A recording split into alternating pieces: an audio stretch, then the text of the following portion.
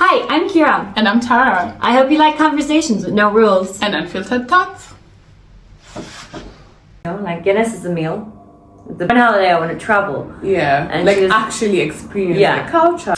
Hi guys. Hi. How are you? How are you doing today? Welcome to the podcast again. Sorry. I'm good. How are you? I'm good. I'm good. How's everything? Good. Yeah. Yeah. It's Friday, so it's the weekend. I'm happy. I can finally relax. Yeah. Yes. Yeah. Waiting for the weather to get good. It's still not there, but it'll get there soon, hopefully. Needs a bit of work. It's almost the end of April. Honestly, April is usually warmer. Like Yeah. It should be. Well, anyway, we should go soon. to one of the parks, American or something. When the weather gets warmer, for sure. of course. Yes, definitely. Yeah. Walking in the parks. Welcome to another podcast episode. Yeah. Yes, today what are we talking about? Today we're going to talk about culture and where we're from and traditions. So we're both from different backgrounds, so we thought it would be interesting to discuss our different backgrounds and how they shape us today. Yes. And living as expat/immigrant. Well, we're immigrants, aren't we? We are immigrants. We're immigrants. Expats. We're fancy word for immigrants. Expats. Yeah, I don't really know what the difference is between expat and immigrant. Expat is a fancy word for immigrants.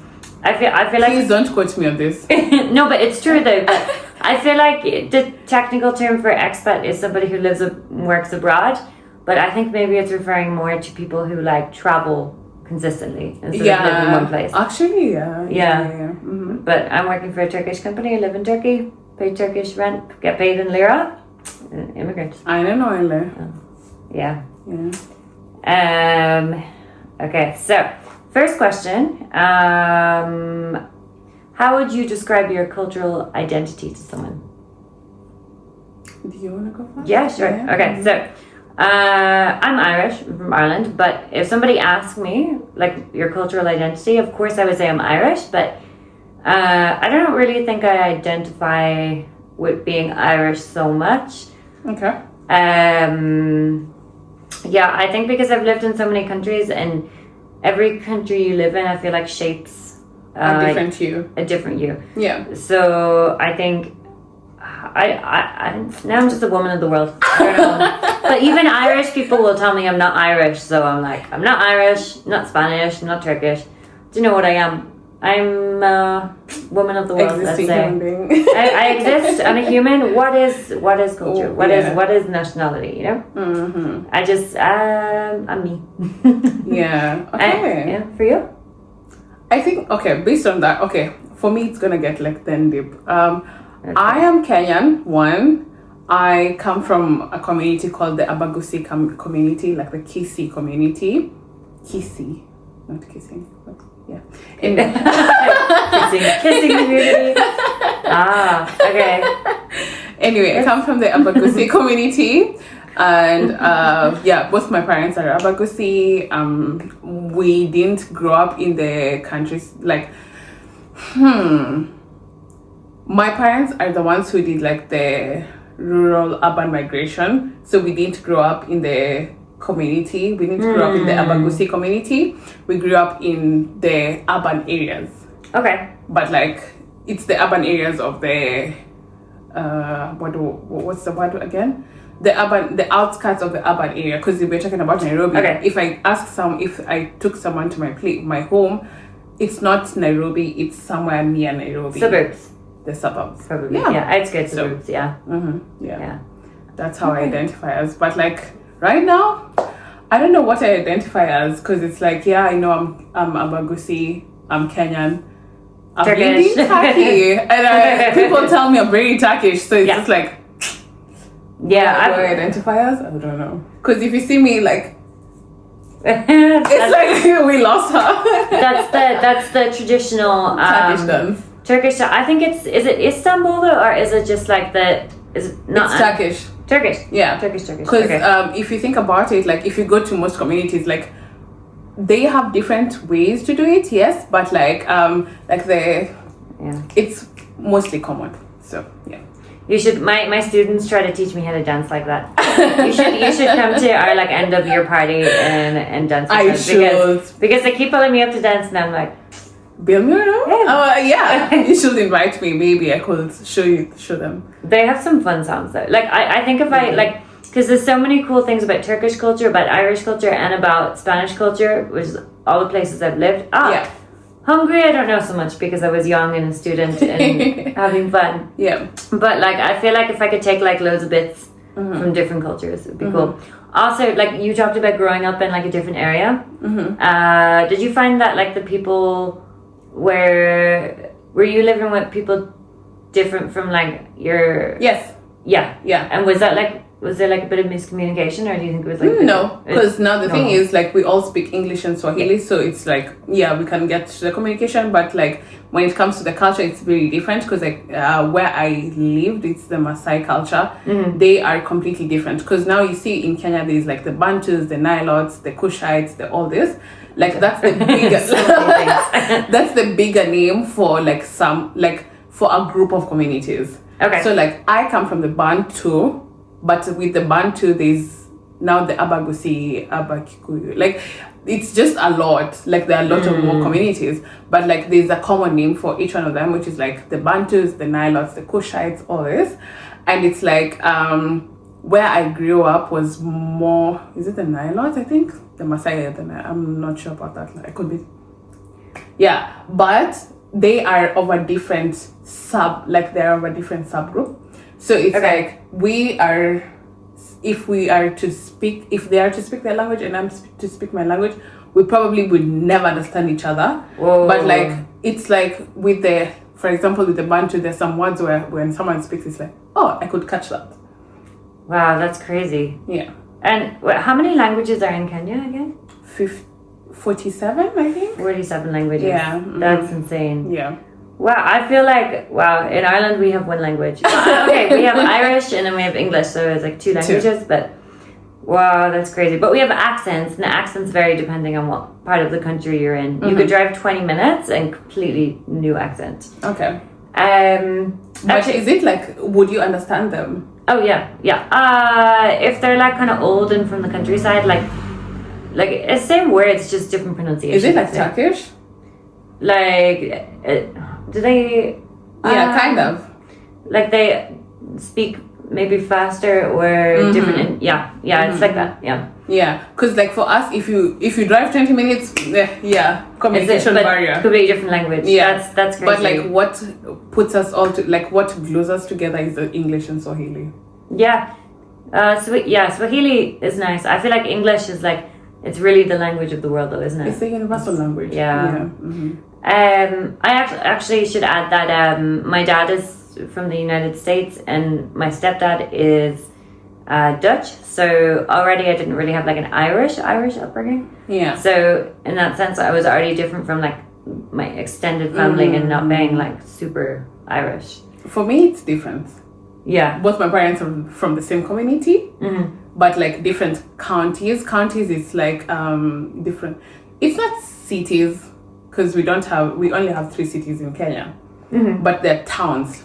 So my mom is from like this town. My dad is from a different town, but they both speak the same language. Like they are both from the same community. So we were raised with one culture And the same language. Same languages. We have counties in Ireland as well, but there's not that many, and it's like one county could be like Dublin, for example. Okay. And then in Dublin, there's Dublin City, and then another one, like I'm from Wicklow County, which has like a few different towns in it. Oh, that's the same. Yeah. That's Okay, cool. Yeah. Okay. What's a tradition from your background that still shapes your life today? Traditions. I can go first. Yeah. Thanks. So, I would say Irish. Like, there's like an Irish spirit that we have. I feel like when we go to any kind of like event or a bar, we'll just talk to anybody, and like we'll just talk about anything to anybody. And I feel like it's kind of just like we have this kind of like friendly openness, and maybe it's not really a tradition as such, but it's something we learn growing up. And like, for example, I don't know if this is the same everywhere, but I have one memory of like my granny's funeral, and like you have to go around and make small talk with everybody, like even people you've never met. And it's just like your family are like, come on, like all the cousins, we were like young and we were like just sitting in the corner like we're too shy to talk to these people. And our family was like, no, come on, you have to talk to them, you have to greet them. I was like, I've never met this person in my life, but like, what am I even gonna talk about with them? It's just like you're putting me in an awkward situation at this point. But stuff like that. And I think also like if you go into a cafe in Ireland, especially rural Ireland, like in the countryside, like people will be like, hi, how are you? Like, how's your day going? Like, how have you been? Like, even if they've never met you before. So I think that's something that still shapes my life today, like how open I am to communicating with new people. I guess that's like an Irish thing. Yeah. For us, it's the respect for elders, actually. It's like that's you can't just be going and saying hi to like there's a certain way you need to like address them. For example, like we have this tradition where like you have to like say hi. If you're handshaking, you like have to hold your this part of it. Like this? You have to say hi like this. Yeah. So it's like that's for your elders. And what happens if you don't? It's disrespectful. Do they still shake your hand, or do they go? Oh, they're gonna be like, they're gonna be, because you see now the thing is like when with how we've grown up, it's like there's this community based kind of raising up. It's like you belong to the community. How you raise is how like the community like raises you. It's like if like someone who's not your parent and finds you in a wrong, they could reprimand you for that. Okay. So it's just like, for you you need to like show that your parents actually raised you in a good. Oh, that's deep. That's deep. It's very like culture. It's very deep family, when you think about it. So it's just like pressure. You have to do these things because it's like even when you meet like someone who like your parents know, or like it's a family friend or a family or a neighbor or even something like this, it's like you keep thinking like, how am I supposed to greet them? I'm supposed to greet them this type of way. But it's like when you're with your friends, like you can go say hi and everything, but like when it's an elder, it's something different. Yeah, I think this is it's very similar in Asian cultures as well. Like my first boyfriend was Filipino, and we went to like some dinners with like the Filipino community in my town, and anyone who's older than you have to like take their hand and like you have to take their hand like this, or like kiss their hand or something, and you have to say like, I can't remember what you said, but it was like auntie. Okay, it's like can I yes, that's it. That's it. Yeah. I think they have it in Turkish too. Probably. It's like kiss your elders. So my students will call me like madam or like, and I'm like, this is so formal. Like if somebody did that in Ireland, they'd be like, stop that. For us, it's very silly. It's very like, it's like textbook rules. You have to do this, you have to do that. Like you. How is that? Very respectful. It must have been kind of stressful. Kind of, generally, if you think about it, because it's like maybe that's where my overthinking came from. No, because I overthink too, and I didn't know. No, it's the small things. If you think about it, it's the small things. Because it's like if I'm meeting my neighbor or my mom's friend, it's like I have to think about how I'm gonna say hi to them. Yeah. And how are they gonna perceive me? It's just like I already have this many thoughts. By the time I'm going to say hi, you're like, oh, I forgot to say hi. It's like, good afternoon, ma'am. Like, good afternoon. It's just a lot, But I think it's good though, because I feel like in Ireland people don't have enough respect for their elders. Like especially like young people. Like I can't say for everybody, because I feel like I was raised in a very good household, where respect was just something. It wasn't even like it had to be taught. It was shown. It was like something we always had. But young people nowadays, they don't have respect for elders, and it really bothers me. Like even in schools, like students don't have respect for their teachers. Adding on to that, like when I came to this country, it was such a big shock. Like, have you ever sat down with yourself and you're like, oh, thank God I was raised like that? But like when you were growing up, you were like, damn, these people are so strict, like it's so many rules, so many expectations, so many this. But like when you get out here, you're like, thank God I was raised with the particular morals I was raised with, because it's like I wouldn't be the person that I am today, because like that kind of shaped the kind of person I am with. I am today. But like at that time it was like, damn, these people are so strict. Damn, like can we just relax? Until you get out here and you're like, they really played a big role. They play, that's true. And some people just, I mean, I feel like my family were not strict with me, but I feel like maybe we were just all kind of very self-aware kids. So I think we kind of naturally learned that, but not all families do, because like I know a lot of people, and I think my generation, I feel like is okay. Like just coming on to like the end of millennial, I feel like we're okay with respecting elders. It's just kind of something we do. But like now, like young people, I feel like not so much, and I don't know why. Free will, maybe. Too much. There's the thing, it's too much free will. That's another podcast. But I do think that like teaching kids to respect elders is really important. Yes. But you should see like Irish teenagers. But I remember like one day, because where I live back in Ireland, it's like a mix of like kind of posh and rough area. So like you'll have some kids coming on the bus like trying to like smoke a cigarette on the bus, or like being really loud and like aggressive.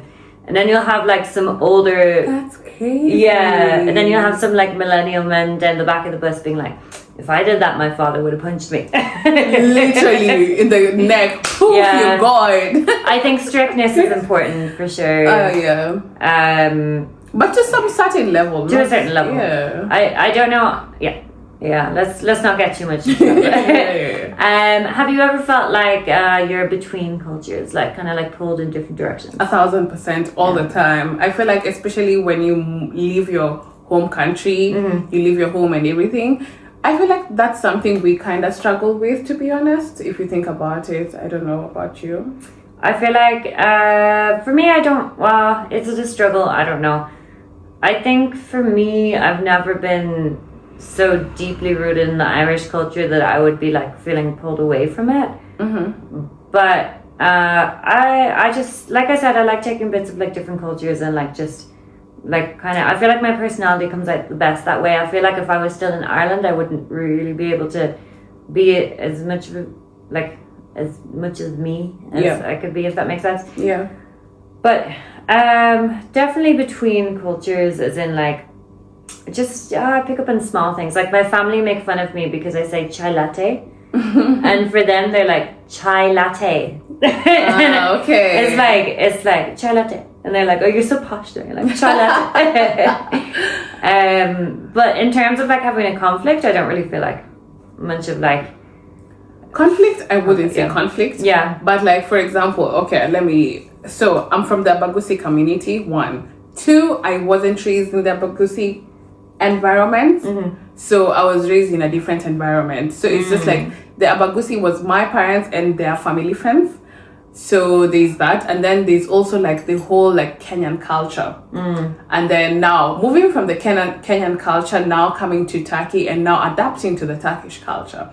So it's like, I wouldn't say conflict. It's just that it's helped me to be adaptable, because it's like I didn't grow up in the Abagusi community. I didn't grow up in that like confinement, but like it's kind of helped me adapt to different spaces. Like you could put me anywhere and I would adapt to it. So it's just cool. That's what it has helped me with, to be honest. I think that's really good as well. And I think I've had like a similar kind of upbringing, as in like I know a lot of Irish people who travel or live abroad, and they're so close, not closed, but like so close to their culture that like, I can say a little bit close. That like, they're happy to live there for a year, but like they wouldn't really immerse themselves in it. But because I've already had that experience of like having family from different parts of the country, and also my mom's friends, and my mom is like very like worldview kind of open-minded people, I feel like definitely it helped me like fit into different cultures. That's a good thing. It's very positive. Because it's like, even when I came to Turkey, like as soon as I realized, I feel like my like what's the word, like as soon as I realized like, oh, these people actually don't speak English, I need to immerse myself into it to be able to learn the language, because it's like I need to learn the language. The religion is different. The way people are carrying out themselves out is different. Like for me to be able to immerse myself into the whole experience, I just had to block out everything I have learned growing up and be like, okay, this is how different people actually live, and like for me to be able to interact with these people who I will be interacting with for the next 3 years of my life, I need to conform to what they do, like learn. Like right now, I know the language. I know how to communicate with the people. I don't know the language. So it's just like, it's honestly adaptability. Yeah. No, that's true. I mean, like, it's kind of hard to just kind of forget everything you know, and then not forget, just put it aside. Yeah. I think the first time I had that experience, I guess I was like maybe 20. Mm-hmm. But I also think that, like, I feel like I never really fully fit in Ireland with the Irish culture. Like, I feel like it was never really me anyway. Mm-hmm. So I really felt like myself the first time I moved abroad. And I remember coming back and I was like, I don't want to go home. Love my family, love my friends, but I just don't connect with Ireland in that way. Like, it's just not me. So yeah, I think I would say for me it wasn't so much about forgetting things that I learned. It was more about like, I can finally be myself. Oh, okay, yeah. Because now it's like you're building your own space for yourself. So it's just like, you can be able to just build your ground up. Yeah. And I've always been like so curious about different countries and like other cultures. Like when I was 14, I think my teacher asked me like, what do you want to do? And I was like, I want to travel. And she was like, okay, but everybody wants to travel. Like, what do you want to do? And I was like, no. I want to travel, not go on holiday. I want to travel. Yeah, and like actually experience the culture. Actually have the whole immersing yourself in everything. Yeah. But she was like, "What job do you want to do?" And I was like, "I don't know." She was like, "You could be a travel writer." I was like, "Maybe." Maybe. And it just kind of happened. Like I didn't even try that hard to like I was just kind of like to push myself to do it. It just happened naturally. Like I feel like I would have never stayed in Ireland. I feel like my choices would always be go abroad. And I didn't do that well in school, but somehow got into university and passed university. Yeah. And then became a teacher. And then it turned out to be something I was really good at. Things just happen. Is there anything that reminds you of home or makes you think of home? Food. Okay. You know me, I'm always going to talk about food. Yeah. Because even my comfort food is like I said like fries with eggs, but like if I'm actually thinking about it from a home perspective, it's more like ugali. Ugali is like the maize flour. So you like make it as like the carbohydrates. So it's the maize flour, the veggies, and the meat. Oh my god, I need to make that meal. Actually, it's been a while. Is it like mashed potato, or is it the one you pick up with your hands and you pick up what? No, it's not like fufu, like where you pick it up with your hands and then. Okay, the thing I in the Amsterdam market. It looks like that. Okay. It looks like that. And it's sticky, and you pick it up. No, it's not sticky. No, it's not sticky. Okay. I'm not gonna lie. I didn't really like fufu that much. Ugali is nice. I miss ugali. Whoa! Like my family. Let me tell you. As soon as I learned how to make ugali, and mind you, this is like. How old was I? I think I barely was 10. But as soon as I learned how to make ugali, and it was the best ugali, like I used to make the best ugali in the whole family. They were like, really? Yeah. It's like, and this girl said she can't cook. I cook specific things. So with the ugali, as soon as I learned this, because it's like kind of a skill, let's be honest. So as soon as I learned how to make ugali, it's like, and for us ugali was like every other night kind of thing. So it's just like, everyone would be like, oh, we want to eat ugali, we want to eat ugali. It's like, that's why you stopped cooking, okay? Yeah, because it's like growing up as a girl, you have to be the one who's cooking for the family. You're the one who's cleaning around, and it's just like, as soon as I learned that I have free will to not cook, I don't cook anymore. Fair. When you have to do something too much, you get free will. You're like, Free will again. Yeah, and for us, it's like with the ugali. Let me give you context. So there's this thing called jiko. Jiko is like you put charcoal and like that's how you light up. It's not like the gas. Okay, so you cook it on the charcoal. So you have charcoal, and then do you have like a metal? There's no metal. You put the hot plate on top of it, and you start cooking. It's child labor. If you think like about an iron pot. Yeah, okay. An iron pot, and you're cooking, like you have to wait for the water to boil, and then you're cooking the ugali. So it's just like, wow. So you keep adding flour until like now it's like hard enough to be. Yeah. And then you have to leave it for some time to like now simmer properly. Oh my goodness. Guys, I miss ugali. Yeah, that's all I'm gonna say. That sounds nice. I really want to try it now. You're going to have to make it. Yeah. I'll make chocolate cake, you make it. Deal. Okay. Oh yeah, okay. So, but is there anything in Istanbul that reminds you of home, or that makes you think of home? That makes me think Istanbul. Do you ever get like reminded? Like for example, like for me, because in Ireland it rains like almost every day, so you always have like that fresh smell of like fresh grass or like wet grass. So whenever it rains, but like it's not like too hot, not too cold, but like a little bit windy and like raining, that always reminds me of being back home. The chaos. The chaos? Yeah. I wouldn't call it the chaos of Istanbul. Oh, the chaos reminds you of home. Okay. Yeah. Yeah, I can. Well, I don't know what Nairobi is like, but and especially like chaos. For example, for context, we were having like you see how their protests are. Like the protests are so like how do I say? They're not crazy. Not violent. They're not like violent. Passionate. But now, exactly. We have the same thing, but here it's more controlled. At home, it's a whole different scenario. Like if I start talking about it, that's like a whole episode on its own. But is it super controlled here because they had all the tear gas? Controlled. It's really? Very controlled. Okay. The tear gas, please. The tear gas. You want to talk about the tear gas? Yeah. No. Okay. The tear gas in Kenya, guys. That's all I'm gonna say. Scared. The tear gas in Kenya is on a mad thing, and it's just like for example, like the last Mandamano is protesting in Swahili, so we call it Mandamano. So the last Mandamano was like mad, like people were killed, like it was just it's bad. Like I've seen the protest here. I know the protests in Kenya. Yeah, you can't compare. Okay.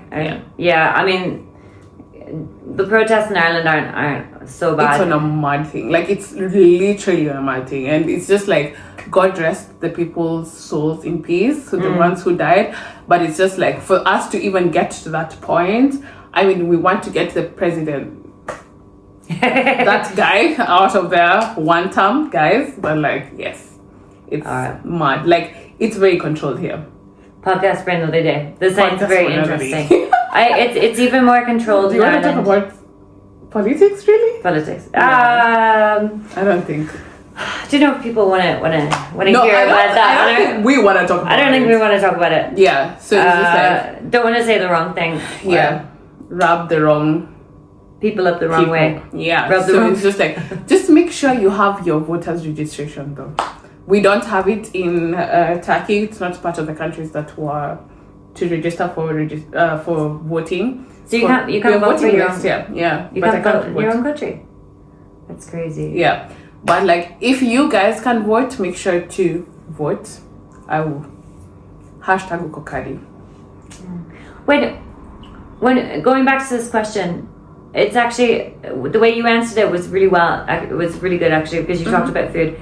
I was thinking like what reminds me of home in Istanbul, but now if I think about something that reminds me of home, I would say Irish tea, which I don't drink abroad because it doesn't taste the same, like the milk and stuff. But when I'm in Ireland, I drink like 5 cups of tea. Please, the milk here is the milk is not good, but it's UHT milk. It's like long-lasting shelf milk. It's not fresh. You can get fresh milk, but then again, it's not the same. It's not the same quality and stuff. But in Ireland, it's like Barry's tea. It's a little bit sweet, and then you put milk in it, and it's nice. And I miss Irish biscuits. and stuff. We have dairy milk. Cookies and stuff. Yeah, Yes. really bad for you, but Yes. like it reminds me of home. I love this. I miss the snacks back home. Please, first of all, I have a complaint. They, on their chips, they write it Ajal Baharat. Spicy. It's not. Spicy! Spicy I for need me. to be. I need to be Spicy for me. sweaty when I'm eating it. Please, have their you- spicy is salted. Where's the enjoyment in The spicy is salted. Maybe it's because I grew up around that. Like Yeah. spicy, because spicy is a whole different thing. So if you pick spicy, you're expecting something that makes you cry. I get to sit down, it's salted. The disappointment. It's a good way to get your emotions out, you know? Like the tears flood. Yeah, Why and don't you sweat just it out put too. some spices on it? Get the bag out. What's the point? What's the point? We're losing the information. Oh yeah. Okay, so you kind of talked about this. So I guess what ugali? Ugali. Ugali. Okay. What's your favorite food from your culture? Ugali, Ugali. veggies and meat. Okay. Yeah. We don't really. I'm not gonna lie. We don't really have much interesting food in Ireland. We tend to eat food from other countries and other cultures. There's no like Irish. This is the Irish food. Stew. So you mix like sausages and rashers and different kinds of meat. Super unhealthy with potatoes, but like it's just stew. You can make it anywhere. Like, Yeah. but it is nice. Like Guinness stew because you can put Guinness in it. Guinness, like the beer. Yeah. I put Guinness in it. Like, wait, yeah. No, it's really nice though. Okay, that's interesting. Shepherd's pie, but it's just potato and mincemeat. I don't really like it. It's a bit too plain for my taste. But Irish breakfast, I would say, would be my favorite. It's not really a meal. It's like sausages and rashers and toast and beans and Heinz beans are the best. But like, I love Heinz. it's good, but it's just meat. Meat is the best thing. Meat and cheese Oh, meat is always a good and thing. milk. Do you That's what I have miss. like a slaughterhouse kind of thing, like where the cows, goats get slaughtered? Isn't that in every country? Do they not have that in every country? Is it where? How does it work? Yeah. Okay. Okay, but like, okay, for context, let me say why I asked this question. Yeah, I asked this question because like for us, we are like, Kajiado is pretty much known for like the slaughterhouses. Okay. So like that's where we get like our meat, and it's like it's close to you, how close like the proximity to our house. so it must be fresh. Good meat. It's very fresh. Oh, that's nice. Oh my god. And it's like there's also nyama choma. So when I talk about like ugali, veggies and meat, I'm talking about nyama choma. Nyama choma is like barbecue meat. Okay. And And like you now fry it. and it's like fresh. Oh my god, how's my heart? My mouth is watering. Actually, that sounds amazing. I love barbecue. Barbecue is so good. Yeah. Oh, forgot one thing. Right. Okay. So simple, but in every like small grocery store in Ireland, you have delis which have chicken rolls, and this is such a big thing in Ireland. And it's literally just like a plain white roll. You can have butter, taco sauce, ketchup, whatever. Plain chicken or spicy chicken. Yeah. Not really spicy. Yeah. And then you just have different toppings like cheese, onions, whatever. Yeah. And this is like the best Irish meal, I would say, to be honest. Like, it's not a meal, but it's so popular in Ireland. Like, Is it people- filling at least? is it what? Filling. It's very filling. Oh, okay. And the first thing, like, people will ask you in Ireland, one of the first things, have you had a chicken roll? Because it's so popular. Yeah. Like, that's it. We just don't have like nice, like, specific meals. But we have Guinness, you know, like Guinness is a meal. It's a beer, but it's a meal. Well, some of us don't like beers, but like Yeah. Have you tried a Guinness? I don't think so. If you have not, you don't have to. think so, No, you don't yeah. like beer, but you're gonna have to try Guinness at some Come on, point. I'll do at some that. point. Okay. Okay. And last question. Okay. What is a stereotype about your culture that you'd like to fix? Specifically where my parents are from, like my community. They are known to be very strict. Very strict. Like it's just like, you say like, oh, I'm from this community, they're like, whoa, yeah, very strict community. Okay. So it's just like, I wouldn't say it's a bad thing, but it's more like the strictness. Sometimes the parents put it like on to another level, but it's like it made us who we are today. Yeah, fair. What about you? I would like to fix the stereotype that people think Irish people are not serious. Oh, like, really? Yeah, because there's this whole like stereotype that Irish people are drunks and they just drink a lot. And like Irish people do drink a lot, but like, I feel like because how are you gonna beat the allegations though? I mean, I personally, I don't drink that much, and a lot of Irish people now. We have 0.0 beer in Ireland now, especially for drivers. So it tastes the same as beer. With less calories and also no alcohol free, but it tastes the exact same as beer. So if you just like hanging out in bars just to have that like social thing of drinking a beer, which is a really, really big part of Irish culture. Okay. You can do it, but without the alcohol, which is really cool. Yeah. So I feel like this is already kind of fixing the stereotype. But also a couple of years ago, they had to put in every grocery shop they had to block off the alcohol part. Yeah. And like I think they had to like lock it at certain parts a day. But they had to block it off, put it in a separate place, and put more tax on it, so it was more expensive. Ooh, okay. Because they were like Irish people are drinking just too much. to regulate it. Yeah, just to regulate it. Okay. And yeah, I do think Irish people drink too much, but I also feel like Irish people are some of the most passionate people, and they're like we have this expression which is like, I'll be grand. So like whatever happens, you're like, I'll be grand. As in like, it's gonna be okay, doesn't matter, I'll do it later. Okay. But like we're not lazy, it's more like we have a very relaxed approach to life, as in like we don't like to take things too seriously, because we like to live life, we like to be happy, we like to be comfortable. We enjoy the small things in life, and I think that's really important. So that's it. So it's just like we're not lazy. We like the small things in life, and not everyone is an alcoholic. And probably needs a better relationship with alcohol though in general. Okay. Yeah. Okay. I have a question on that. Like, okay, not on that specific thing, but like in general, like talking about backgrounds, culture, and tradition, and everything. Do you feel like the Irish you, like the you that grew up in Ireland, the you that has experienced life now, are different people, or is it the same? Yeah, I feel like being abroad, I feel like I know this is really cliche, but I feel more open-minded. I feel like I've learned so much more.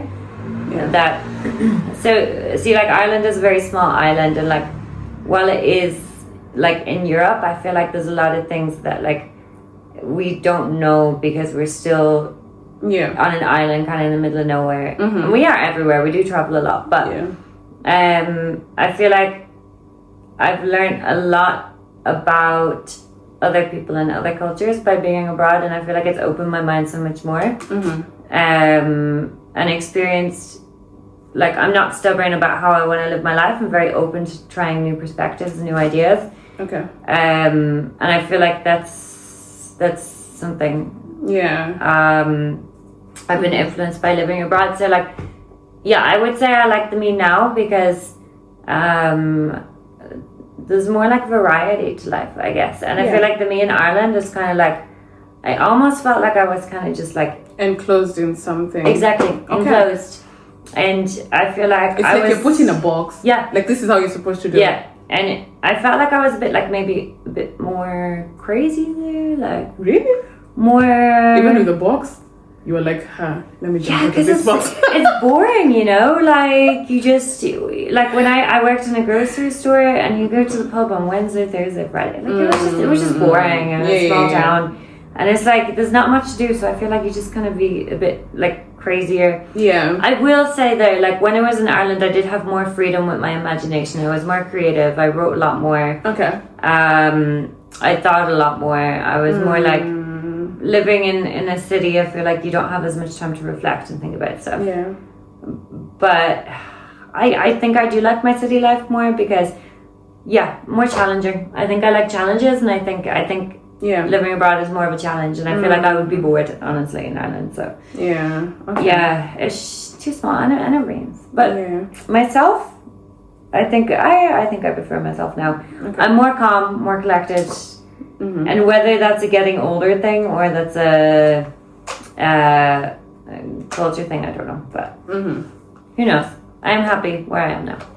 What's home to you? What's home to me? Interesting question. I mean, obviously, like, I love my house back home. Like, I would really call that my home. I would always Ireland? Yeah, because we have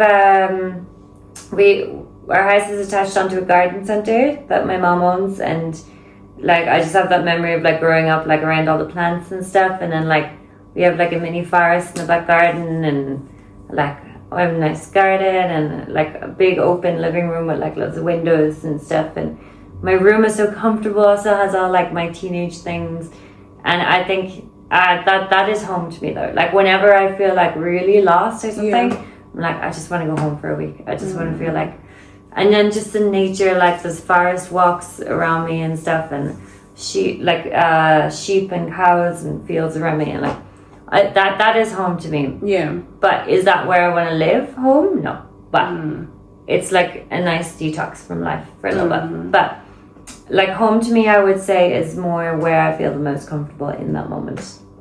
Where I feel like I'm growing. That's what I feel like would be home to me. And you? Me, the first question. What was the first Yeah, question? first question was, do you like yourself more, your personality more at home or no? I don't know, like, because the thing is, like, home me is very different from the me that we get to experience, like everyone gets to experience out here, because home me is very different. Like, especially growing up with strict parents, whoa, you have to have like a certain type of way you're carrying yourself. So I would say that home me is very different from like the people who've gotten to experience now the me minus the strict parents. So I would say like that's the difference. Because but the thing is, like, if you think about it, like even with the strictness and everything, it's just like it kind of gave me structure. Like if I'm looking at the positive of it, it gave me the structure of how, like, the kind of person that I am right now. And but like the environment kind of made me realize even the me, like who Tara is, like minus being raised with this kind of expectations, kind of like way to live life, and who are you things. Really like who am I for real? Yeah, I think that's a really important part of finding yourself. Exactly. And like the question about home, I feel like home is like where I feel most comfortable. Same answer as you. Like it's just like we have a home back in Kenya.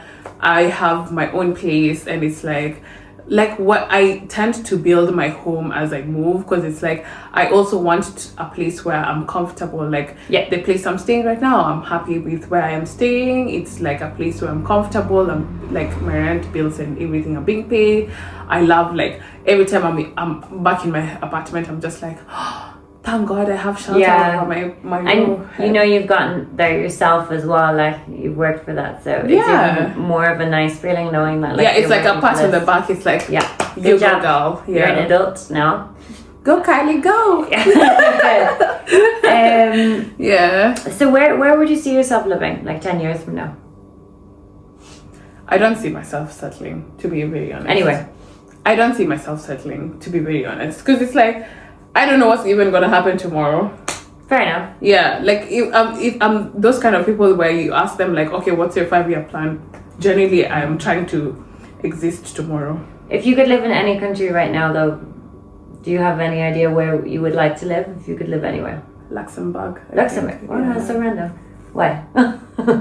I feel like at some point I was very obsessed with it. I don't know where the thought came from, but like, and I started researching about it, like especially with the transportation, because maybe it's also because I'm a transportation engineer. I don't know. I was just thinking about it. It was like very small though. Wouldn't be so. I've been raised in a small town, so it's just like interesting. I love the chaos of a big city, but like at the end of the day, you. I think I would like to live in a small town, very, very quiet small town on a beach in Spain somewhere. Yeah. Okay. Yeah. But I don't know, I changed my mind a lot. Me But too. That's, Yeah. it just sounds like a really nice idea, but I think I would get bored. So, but actually I don't know, like, because there's still so many places I haven't seen, and I like the freedom somewhere of moving different, around. somewhere different. Yeah. Yeah. Yeah. Yeah. Yeah, that's nice. Yeah. That's Yeah. been us Yeah. on Thank you for backgrounds, listening. culture, tradition, and everything in between. Let us know if there's anything you'd want. Comment, share, subscribe. Follow us on Instagram, TikTok, and Spotify. And we'll get a Facebook up soon. Subscribe on YouTube and like. And comment. And let us know if you would like to be involved and want to join our podcast. Yeah. See you next week. Bye, guys. Goodbye. I'm so pressed. That was very interesting.